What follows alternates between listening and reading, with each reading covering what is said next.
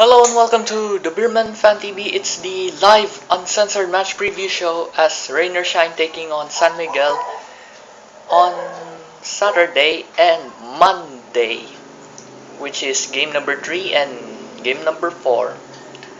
The game number 3 will be at 5 while game number 4 at 7. All are in the Smart Araneta Coliseum. San Miguel Beermen made their good start in Game 1 but they fell short in Game number 2.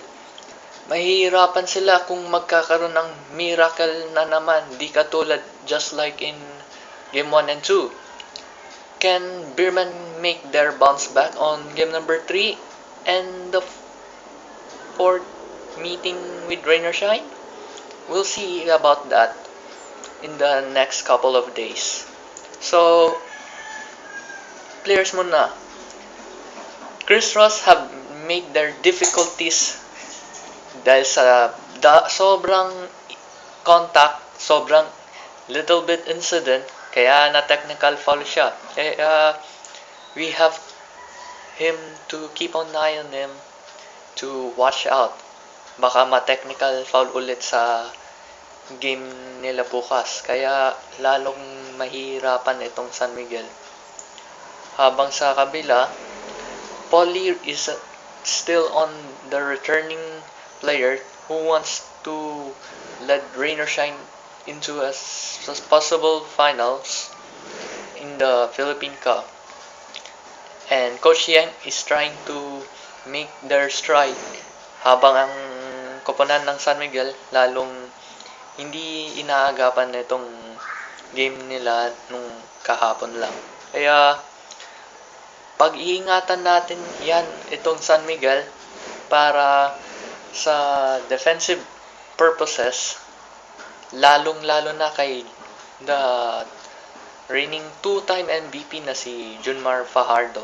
Kaya we have to make their positive things out there. So we need to set back, relax, calm, and chill.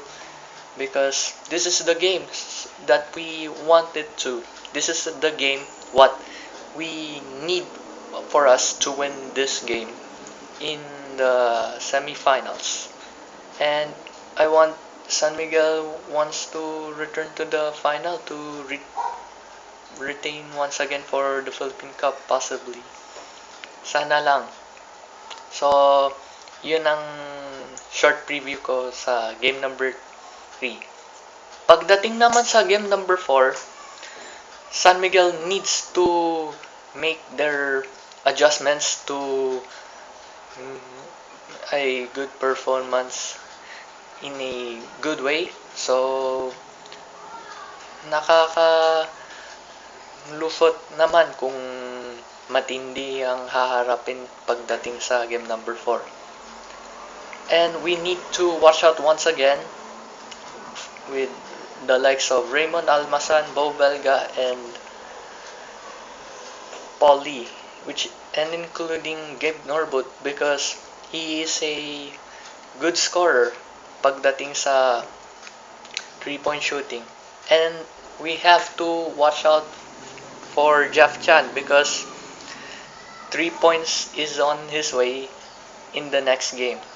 Kaya we have to stop Rain or Shine from 3 points galore to make their adjustment in the defensive purposes. Kaya San Miguel needs to try its defensive adjustments once again, just like in the first part of the semifinals. Ang starting 5 sa akin will be for the game number 3 will be Aranya, Lutz, Santos, Fajardo, and Tubid. Para naman sa game number 4 will be Espinas, Cabagnot, Fajardo, Santos, and Tubid. So, yun ang formation ko sa